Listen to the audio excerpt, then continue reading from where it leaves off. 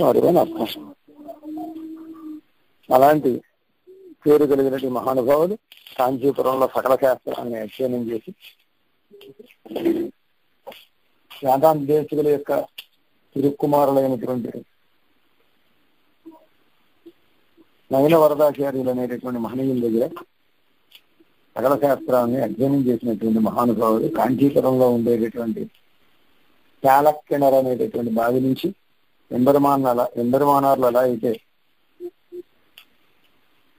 కంచిలో వెంచేసి ఉండేటటువంటి తిరుమలకి తీర్థకైంకర్యం చేశారో అలాగా ఆ బావి నుంచి ప్రతినిత్యం తీర్థాన్ని తీసుకొచ్చి సప్తగిరిలో వేయించేసి ఉండేటువంటి కాంచీపురంలో వేయించేసి ఉండేటటువంటి ఆ పేరల్లాలని అని పేరు కలిగినటువంటి వరదరాజస్వామికి సమర్పిస్తూ ఉండేవారు. అలా కైంకర్యం నిర్వహిస్తూ ఉండేవారు. అలా నిర్వహిస్తూ ఉండేటటువంటి సమయంలో ఒకనొక రోజు ఒక మాయావాది కాంచీపురానికి వచ్చారు. ఆ మాయావాది పేరు నృసింహమిశ్రుడు అని. వస్తే నయన వరదాచార్యులు వారు అంటారు అన్నాన్ స్వామి వారి యొక్క ఆచార్యులు అతనితో వాదించి అతన్ని ఓడించమని ప్రతివాది శంకర అన్నన్ స్వామి వారిని పంపించారు. ఈ అన్నన్ స్వామి వారు ఆ మాయావాదితో వాదించి అతన్ని ఓడించి తిరిగి గురువు గారి దగ్గరికి ఏం చేశారట. ఏం చేసినప్పుడు ఓ ప్రతివాది భయంకర ఏం చెయ్యండి అని ఆ ఆచార్యులు వారు వీరిని ఆహ్వానించారట. ఆ రోజు నుంచి ప్రతివాది భయంకరం అనేటటువంటి పేరు వారి వంశానికి ఏర్పడింది. నాటి నుంచి ఆ వంశంలో అవతరించిన వారికి ప్రతివాది భయంకరం అనేటటువంటి తిరునామం ఇంటి పేరుగా మారింది. వీరికి కూడా ఆనాటి నుంచి ప్రతివాది భయంకరం అన్నం అనేటటువంటి తిరునామం వచ్చింది. కాంచీపురంలో తిరుమలకి తీర్థకైంకర్యం చేస్తూ ఉండగా నమ్మాళ్ళి వారిని నిర్వహించినటువంటి తిరువాయిముడిలో 3వ పత్తులో 3వ దశకం అయినటువంటి ఒడివిల్ కాలమెల్లాం అనేటటువంటి దశకం నమ్మాళ్ళి వారి యొక్క కైంకర్య ప్రార్థనని తెలియజేసేటటువంటి దశకం. వెంకటేశ్వర స్వామి ఓ తిరువేంకటమడయాని మీ సన్నిధిలో సర్వదేశ సర్వకాల సర్వావస్థల యందు నేను అవిచ్ఛిన్నమైనటువంటి కైంకర్యం చేయాలి అని ఆశపడ్డారు నమ్మాళ్ళి వారు. ఆ దిశగా అనుసంధానం చేసినటువంటి అన్నం తాము కూడా ఆ విధంగానే తిరుమలలో ఏం చేసిండేటటువంటి తిరుమలకి కైంకర్యం చెయ్యాలి అని ఆశపడి కంచిలో ఉండేటటువంటి తిరుమల యొక్క అనుజ్ఞను తీసుకుని తిరుమలకి ఏం చేశారు. తిరుమలలో ఉండేటటువంటి తిరుమలకి ప్రతిరోజు ఆకాశగంగ నుంచి ఎండు దిండుతోటి తీర్థాన్ని తీసుకొచ్చి దానికి ప్రతిరోజు ఏలాడవంగా ఘనసార సుగంధి తీర్థం అన్నట్టుగా ఏలక్కాయలు మొదలైనటువంటి లవంగాలు మొదలైనటువంటి పరిమళ ద్రవ్యాన్ని చేర్చి ఆ తీర్థాన్ని తిరువేంకటమడయాని కైంకర్యానికి సమర్పించేవారట ఈ ప్రతివాది భయంకరం అన్నాం. ఇలా వీరు కైంకర్యం చేస్తూ ఉంటే వీరు బిందుతోటి తీర్థాన్ని తీసుకొచ్చేటటువంటి సమయంలో శ్రీరంగం నుంచి తిరుమలకి ఏం చేసినటువంటి కొంతమంది పెద్దలు వీరికి ఎదురుపడ్డారట. ఎదురుపడి శ్రీరంగంలో ఏం చేసిండేటటువంటి కోయిల్ పెరిగియర్ అని పేరు కలిగినటువంటి మనవాళ మహాముని యొక్క వైభవాన్ని వారు వీరికి తెలియజేశారట. ఆ మనవాళ మహాముని యొక్క వైభవాన్ని వింటూ అన్నను ఆశ్చర్యపడుతూ ఆ తీర్థబిందుని తీసుకురావడం ఆలస్యం చేశారు. అలా ఆలస్యంగా తీర్థబిందుని తీసుకొచ్చి ఆ తిరుమల సన్నిధిలో కైంకర్యం చేసేటటువంటి కార్తీక స్వాములు ఏమండి వారు ఆలస్యంగా తీసుకొచ్చారో తీర్థబిందు ఆలస్యం అయిపోయింది గమ్ముని తీసుకురండి అని ఆ బిందుని తీసుకుని తిరుమలకి కైంకర్యానికి ఆ జలాన్ని ఉపయోగించారు. ఇలా ఉపయోగించిన తర్వాత కొంతసేపు అయ్యేసరికి అన్నంకి జ్ఞాపకం వస్తాయి. అయ్యో పరిమళ ద్రవ్యాలు మనం కలపలేదు, మర్చిపోయామే, ఎంత అపచారం చేశామని బాధపడుతూ ఉంటే వెంకటేశ్వర స్వామి అర్చక ముఖంగా, ఓ అన్నా, మీరు రోజు తీసుకువచ్చేటటువంటి తీర్థం కంటే ఈ తీర్థం చాలా పరిమళంగా ఉంది అని తెలియజేశారు. తెలియజేస్తే ప్రతివాడి భయంకర అన్నం, ఏమిటి వాడు ఇంత పరిమళంగా ఈ తీర్థం ఉండడానికి కారణం ఏమిటి అని ఆలోచిస్తే, మనం పరిమళ ద్రవ్యాలు కలపకుండానే ఈ తీర్థం, రోజు పరిమళ ద్రవ్యాలు కలిపితే పరిమళంగా ఉండేటటువంటి తీర్థం కంటే మరింత పరిమళంగా ఉంది అంటే కారణం ఏమిటి అని ఆలోచిస్తే, మనవాళ మహాముని యొక్క వైభవం మనం వినడం చేత, ఆ మనవాళ మహాముని యొక్క వైభవ ప్రభావం చేత ఈ తీర్థానికి పరిమళం వచ్చింది అని ఈ అన్న అనుకున్నారుట. అలాంటి గొప్ప వైభవం కలిగినటువంటి మనవాళ మహాముని కేవలం వారి వైభవాన్ని తలుచుకుంటేనే తీర్థానికి పరిమళం వస్తే, వారిని సేవిస్తే ఎంత బాగుంటుందో అనేటటువంటి భావన పొందినటువంటి అన్నం స్వామి వారు మనవాళ మహాముని సేవించాలి అని అనుకుని ప్రతిరోజు సేవించాలి అని ఉవ్విళ్ళూరుతున్నారట. వెంకటేశ్వర స్వామి ఆజ్ఞను తీసుకుని ఈ ప్రతివాడి భయంకర అన్నస్వామి శ్రీరంగానికి వెళ్ళి మనవాళ మహాముని సేవించాలి అని అనుకుంటూ ఉండేటటువంటి సమయంలో మనవాళ మహాముని తనకు సహాయంగా ఉండేటటువంటి వ్యక్తులు ఎవరు లేదని తలచి, కొంతమంది పెద్దల ద్వారా ప్రతివాది భయంకరం అన్నన్ స్వామి వారి యొక్క వైభవాన్ని విన్నటువంటి వారే అన్నన్ స్వామికి ఉత్తరాన్ని రాశారట, శ్రీముఖాన్ని అనుగ్రహించారట. శ్రీముఖం అంటే ఉత్తరం. మీరు మా దగ్గరికి ఏం చేసి మాకు సహాయంగా ఉండండి అని లేఖను పంపిస్తే, అన్నన్ స్వామి వారు ఆ లేఖను చూసి పరమానంద భక్తులు వరదరాజ స్వామి యొక్క ఆజ్ఞను తీసుకుని మనవాళ మహాముని సేవించడానికి కాంచీపురం నుంచి శ్రీరంగానికి వెంకటేశారు. అన్నన్ స్వామి మనవాళ మహాముని ఏం చేసిందే మఠం ప్రాంతానికి వచ్చి మనవాళ మహాముని సేవించే సమయానికి మనవాళ మహాముని తిరువాయుముడిలో 4వ పత్తులో చివరి దశకమైనటువంటి ఒండ్రం తేవం అనేటటువంటి దశకాన్ని గురించి అద్భుతంగా ఉపన్యాసం చేస్తున్నారు. ఈ దశకం పరమాత్మే పరదైవము, శ్రీమన్నారాయణుడే పరదైవము అని తెలియజేసేటటువంటి అత్యద్భుతమైనటువంటి దశకం.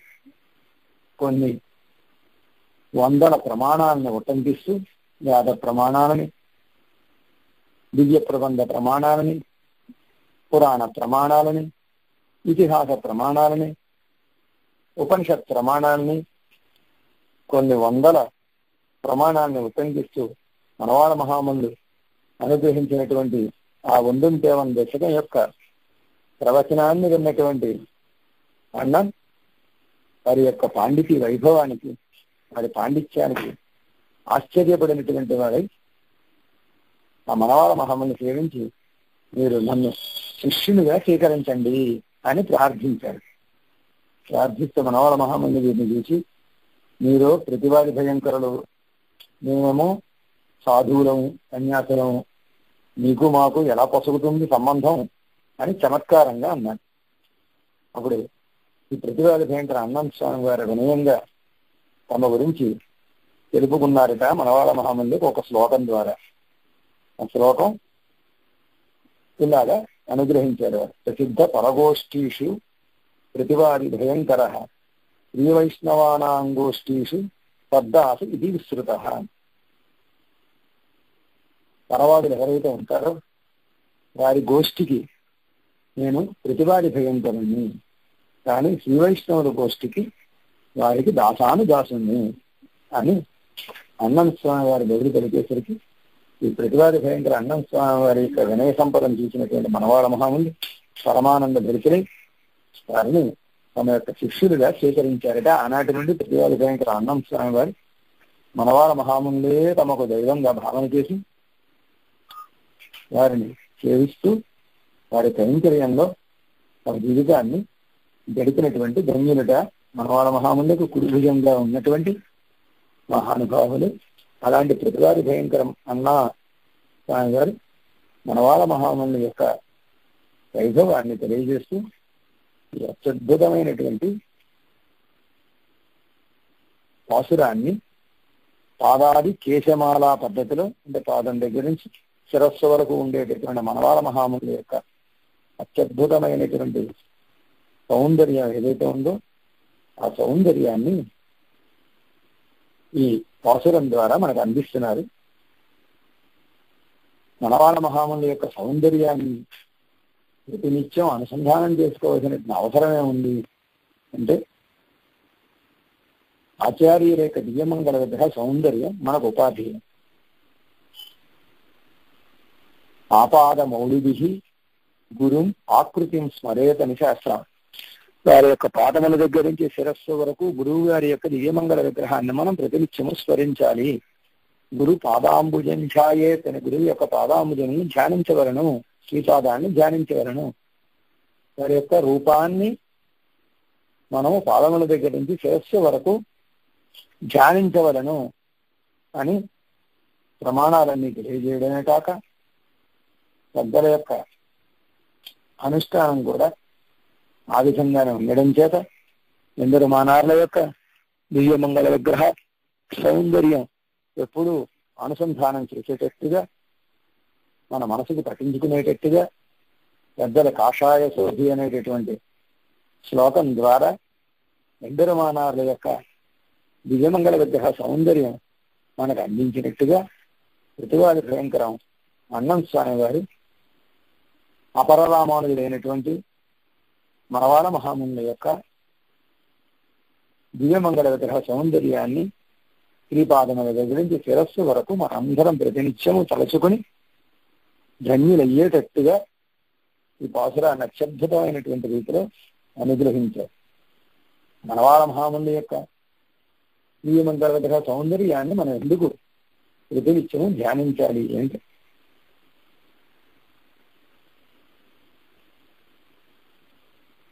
మనవాళ మహాముని యొక్క వైభవం అత్యద్భుతమైనటువంటి వైభవం.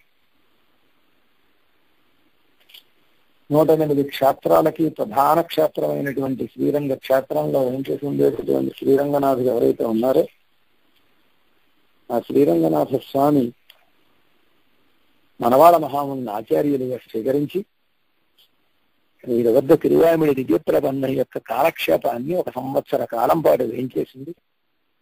ఉత్సవాదులన్నీ రద్దుపరచుకుని తిరువామిడి మంటపంలో వేయించేసింది. మనవాళ మహాముని కాలక్షేపాన్ని అనుగ్రహిస్తే 1 సంవత్సర కాలం పాటు విని పరమానంద భరితుడై తాను ధన్యున్నైనట్టుగా భావించి శాత్మర సమయంలో శ్రీశైలేశ అనేటటువంటి తనయాన్ని వారికి సమర్పించి ధన్యున్నయ్యాను అని భావించినటువంటి మహానుభావుడైనటువంటి రంగడు. ఆ రంగడికి ఆచార్యులైనటువంటి వాడు మనవాళ మహా.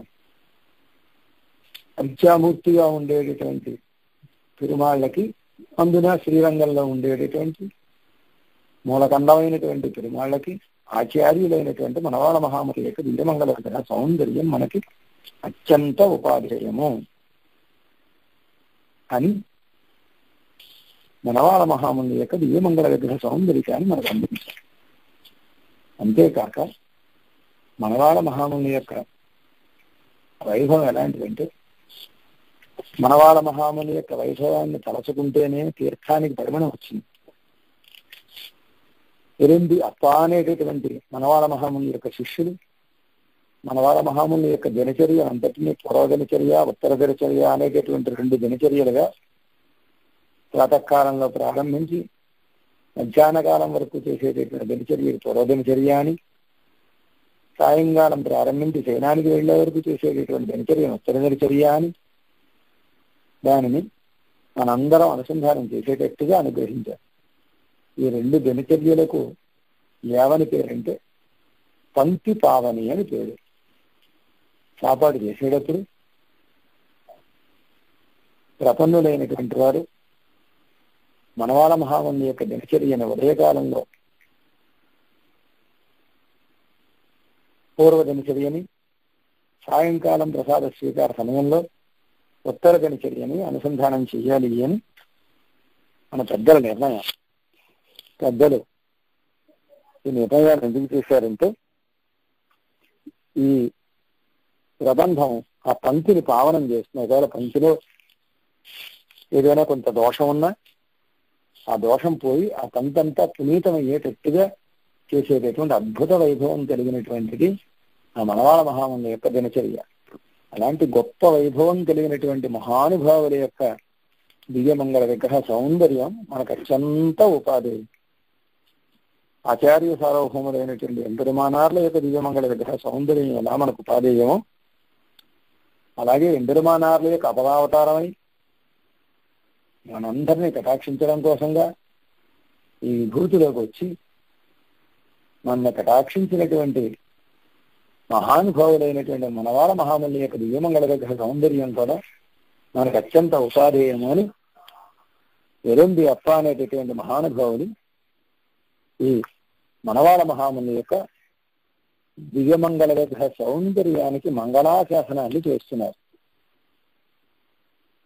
ఆచార్యులకి ఆచార్య యొక్క దివ్యమంగళ విగ్రహానికి, ఆచార్య యొక్క దివ్యమంగళ విగ్రహ సౌందర్యానికి మంగళాశాసనం చేయడం శిష్యుడి యొక్క లక్షణం.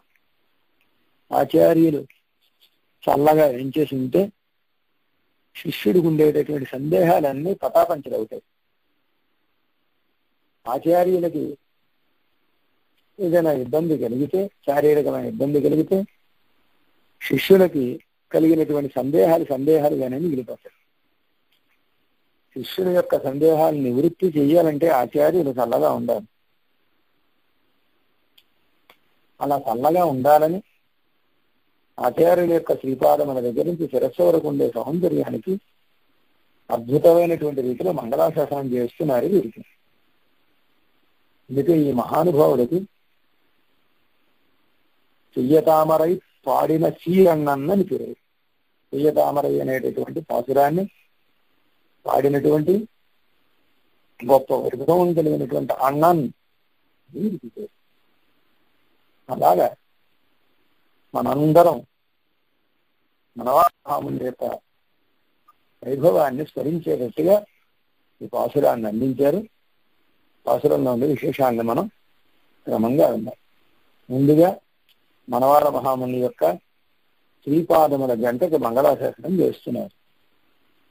చెయ్యతామరై తాళినై వాడియే. చెయ్య తామరై, చెయ్య అంటే ఎర్రగా ఉండేటటువంటి అని అర్థం. తామరై, తామర పుష్పాలు ఎవరైతే ఉన్నాయో, తాళి ఆ తామర పుష్పములు వంటి శ్రీపాదముల ఈయనై జంటకి వాడియే మంగళము, అవి వర్ధిల్లుగాక. ఎర్ర తామరల వంటి ఆ పాదముల జంట వర్ధిల్లుగాక. ఆ పాదముల జంటకి మంగళం అని అర్థం. మొట్టమొదటగా మనవాళ మహాముని సేవించినటువంటి అన్నన్ వారి యొక్క శ్రీపాదాన్ని సేవించారు.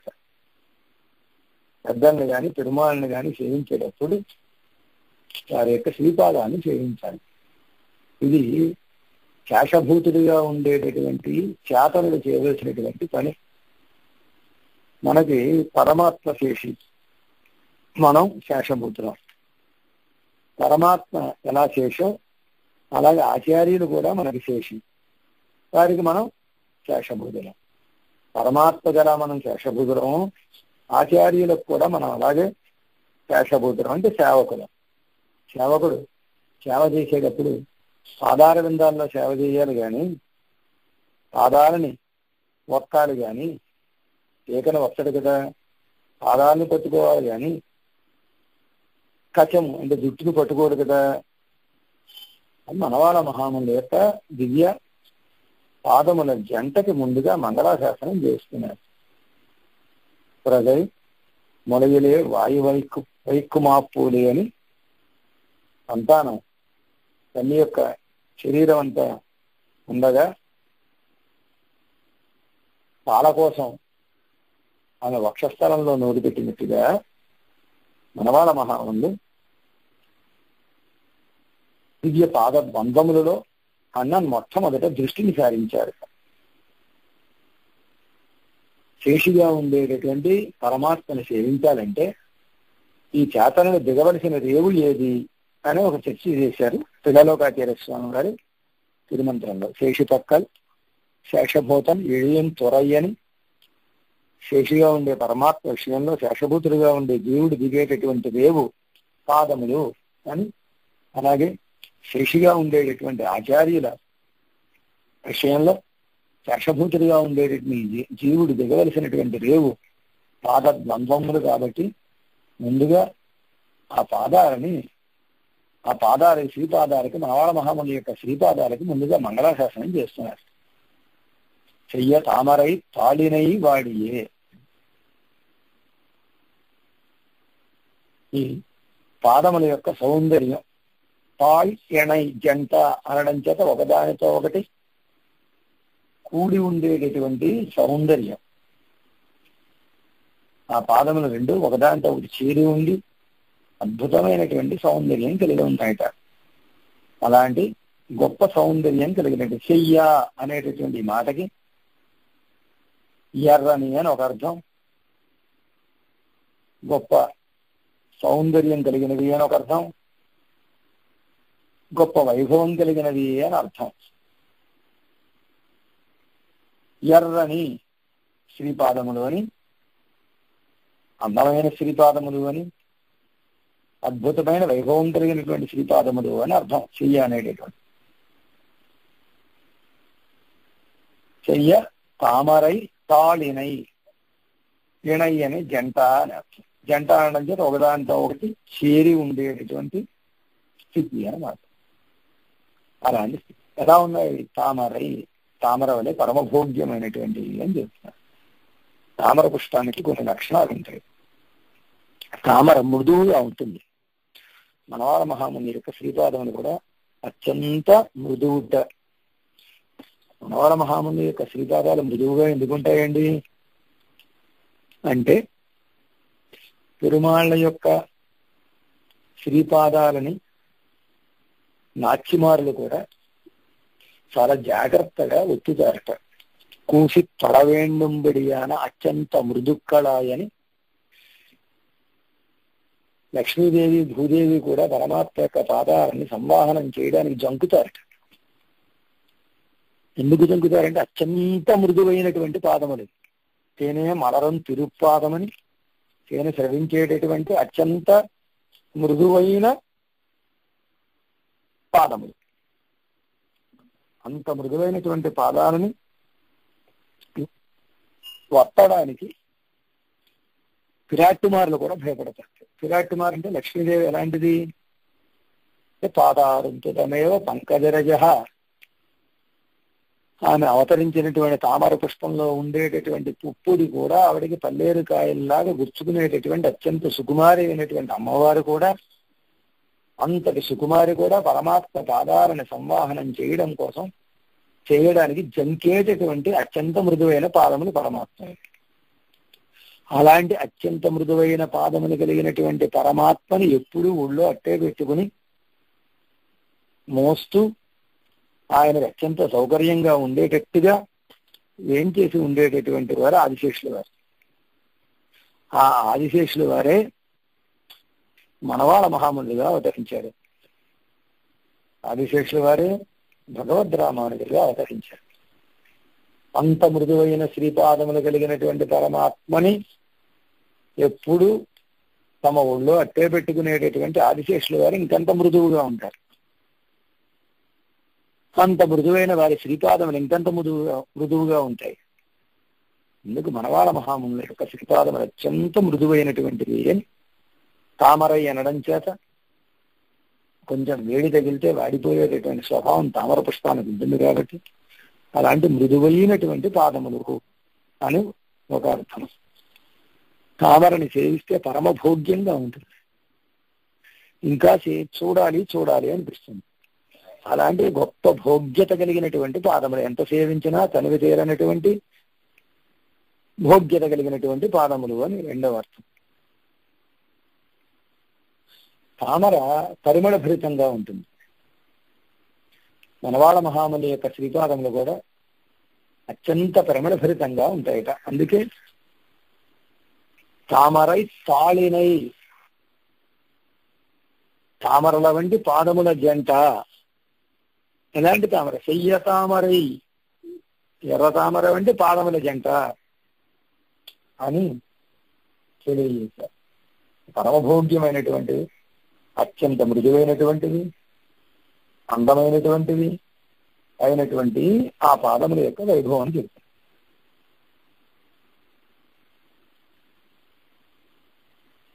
అలాంటి గొప్ప వైభవం తిరుమాళ్లకు మంగళాశాసనం చేసినటువంటి పెరియాళ్ళ వారు సేవడి సెవ్వి తిరుక్కాపు అని మంగళాశాసనం చేశారు.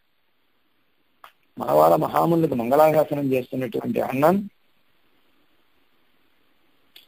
చెయ్య తామరై తాళినై వాడియే అని మంగళాశాసనం చేస్తున్నారు.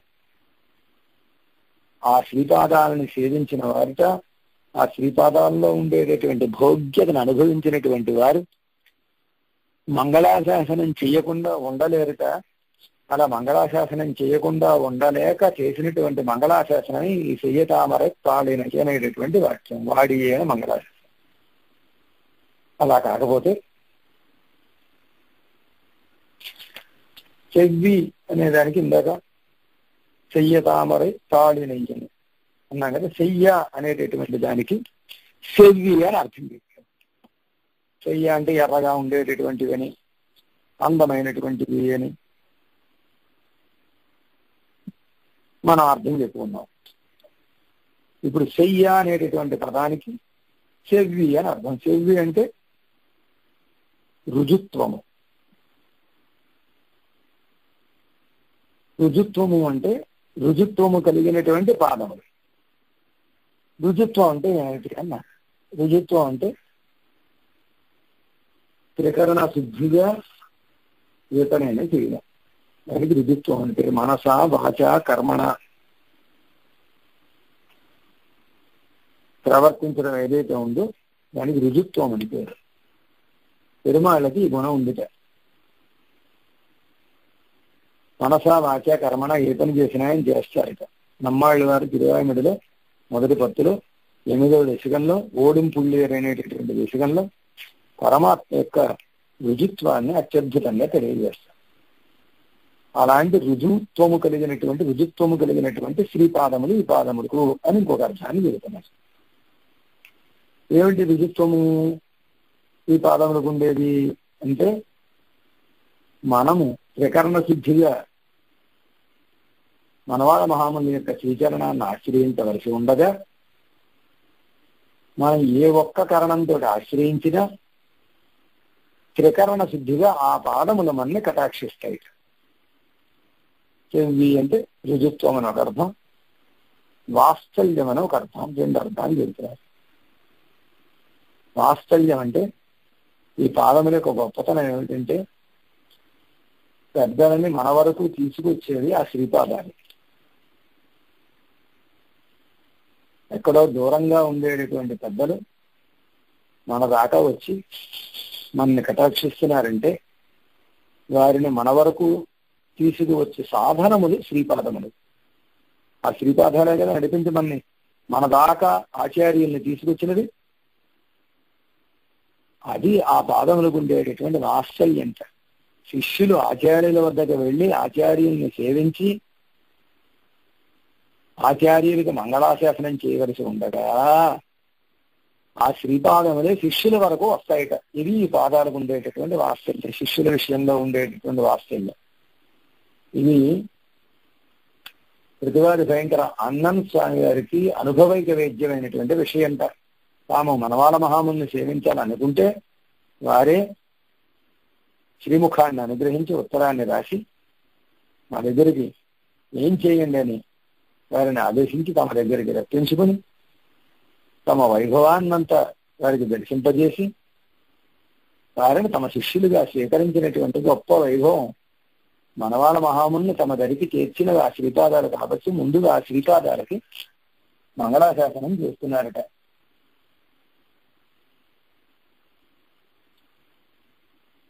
అలాంటి గొప్ప వైభవం కలిగినటువంటి పాదములు. తిరుప్పాణి ఆళ్వారు కూడా పెరుమాళ్ళ విషయంలో పాదాది కేశ మాలారూపంగా ఉండే అమల్నాథపురాణ దివ్య ప్రబంధాన్ని అనుభవించినప్పుడు ముందుగా ఆ పాదాన్ని సేవించి తిరు కమలపాదం వందు ఎన్ కన్నినుళ్ళన ఒక్కిండ్రదే. ఆ స్వామి యొక్క రంగనాథుడి యొక్క సిరుక్కమల పాదం, పరమభోగ్యమైనటువంటి తామరల వంటి పాదం వచ్చి నన్ను కటాక్షించింది అని చెప్పినట్టుగా ముందుగా ఆ పాదాలను సేవించి ఆ పాదముల యొక్క పావనత్వాన్ని, భోగ్యత్వాన్ని తలచుకుని ఆ పాదముల యొక్క వాత్సల్యాన్ని తలచుకుని ఆ పాదాలకి మంగళాశాసనం చేస్తున్నారట. అంత గొప్ప పాదాలు కదా, ఆ పాదాలకి మీరు మంగళాశాసనం చేయడం ఎందుకు? గొప్పతనం కలిగిన పాదములు, పరమభోగ్యమైనటువంటి పాదములు, అందమైనటువంటి పాదములు, వాత్సల్యం కలిగినటువంటి పాదములు అని ఎన్నో కళ్యాణ గుణాలను ఆ పాదాలకి తెలియజేస్తున్నారు కదా, ఉన్నాయని. అలాంటి గొప్ప కళ్యాణ గుణములు కలిగినటువంటి పరమభోగ్యమైన, పరమ పావనమైన, పరమ పవిత్రమైన, అత్యద్భుతమైన, పరమ సుందరమైన ఆ పాదాలకి మళ్ళీ మంగళాశాసనం చేయడం ఎందుకండి అంటేట, తమలాంటి వారిని కటాక్షించడం చేత ఆ పాదాలకి ఏం అమధ్యం వస్తుందో అని ఆ పాదాలకి ఎటువంటి ఇబ్బంది కలగకుండా మంగళాశాసనం చేస్తున్నారట. ఇక్కడ ఎణై అని జంట అని చెప్పారు చూసారా, ఆ జంట అనడం చేత ఈ పాదములే ప్రాపకము, ఈ పాదములే ప్రాప్యము అని ప్రాప్య ప్రాపకములు రెండు మనవాళ మహాముని యొక్క శ్రీపాదములే. అంటే ఉపాయోపేయములు రెండు మనవాళ మహాముని యొక్క శ్రీపాదములే. ప్రాప్యము అంటే గమ్యం, ప్రాపకం అంటే మార్గం, ఉపాయము ఉపేయము. ఉపాయం అంటే దారి, ఉపేయం అంటే మనం చేరవలసినటువంటి గమ్యం, డెస్టినేషన్. ఈ ఉపాయోపేయములు, ప్రాప్య ప్రాపకములు రెండు ఒకే సమానార్థకములు. ఇవి రెండు మనవాళ మహాముని యొక్క శ్రీపాదములే అని ముందుగా తాము సేవించినటువంటి మనవాళ మహాముని యొక్క శ్రీపాదముల వెంటకి అత్యద్భుతమైనటువంటి రీతిలో మంగళాశాసనం చేసి ఆ పాదములను సేవించిన తర్వాత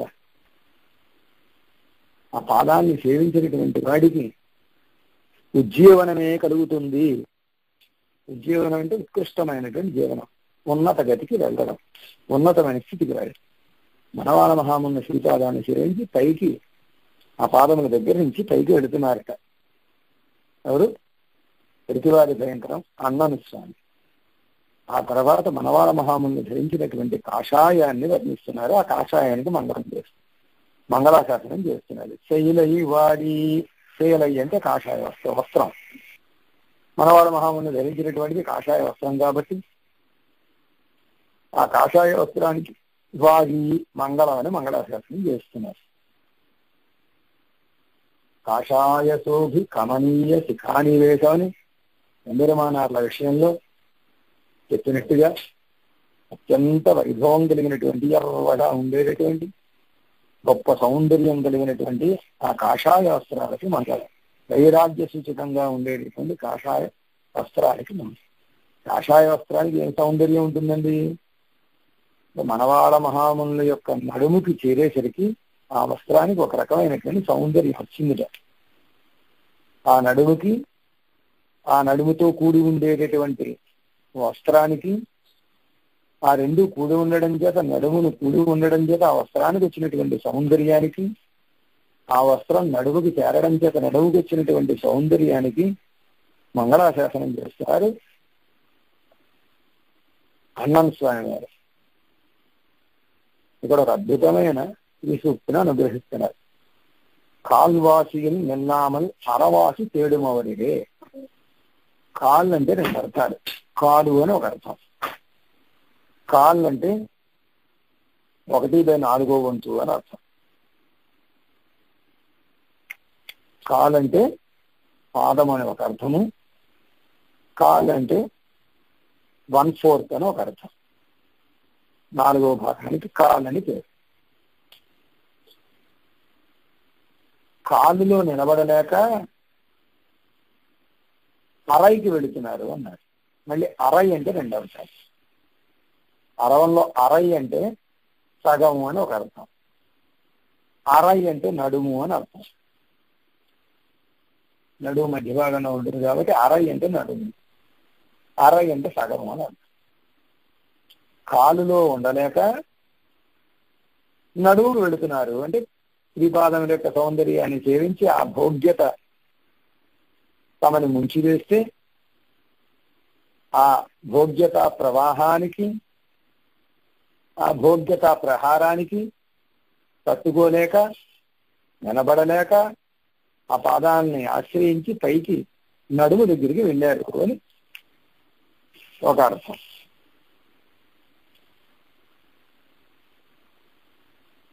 ఒకటి బై 4వ వంతు సరిపోక సగానికి వెళుతున్నారు అని ఒక అర్థం.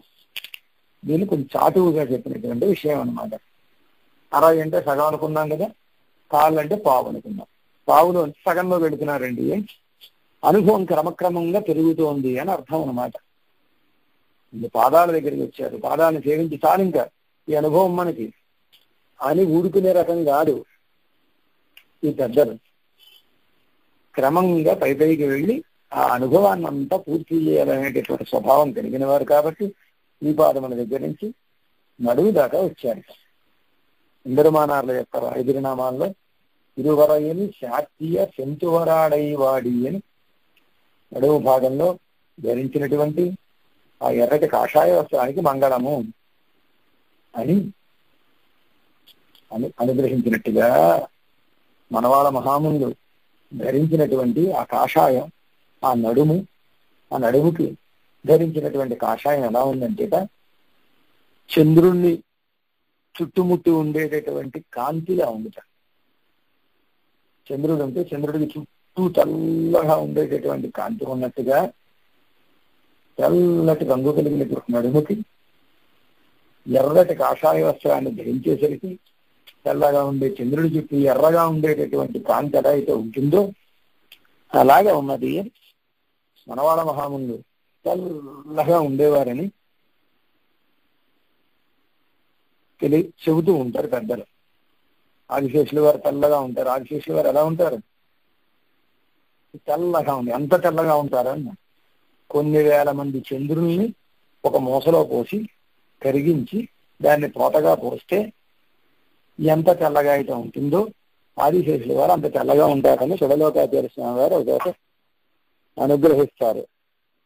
అనేకమాయిరం చంద్రదశలు ఉరికి వార్తా పోలే పొగరై ఊడత్తానా అని కొన్ని వేల చంద్రులను ఒక మూసలో పోసి కరిగించి పోతగా పోస్తే ఎంతటి కాంతి అయితే ఉంటుందో, ఎంతటి తెల్లగా అయితే ఉంటుందో అంతటి తెల్లదనం కలిగినటువంటి రూపం కలిగినటువంటి వారు ఆదిశేషుల వారు అని చెప్పడం చేత ఆదిశేషుల వారి యొక్క దివ్యావతారమైనటువంటి మనవాళ్ళ మహాములు కూడా అంత తెల్లగానే ఉంటారు.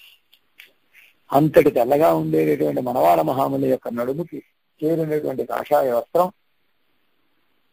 చంద్రుడిని చుట్టుముట్టు ఉండేటటువంటి ఎర్రటి కాంతి వలె ఉంది అన్నారు. దీనినే ఎరుండి అప్ప కూడా పూర్వచన చర్యలో శుభానిధి నివస్వైర శిఖురుతో దగ్గర విగ్రహం అని శుభానిధి అని చంద్రుడికి పేరు. శుభానిధినివ చంద్రుడి వలె తెల్లగా ఉండేటటువంటి స్వేచ్ఛగా ధరించినటువంటి విగ్రహము కలిగిన వారు అంటే రూపము కలిగిన వారు అని అర్థం.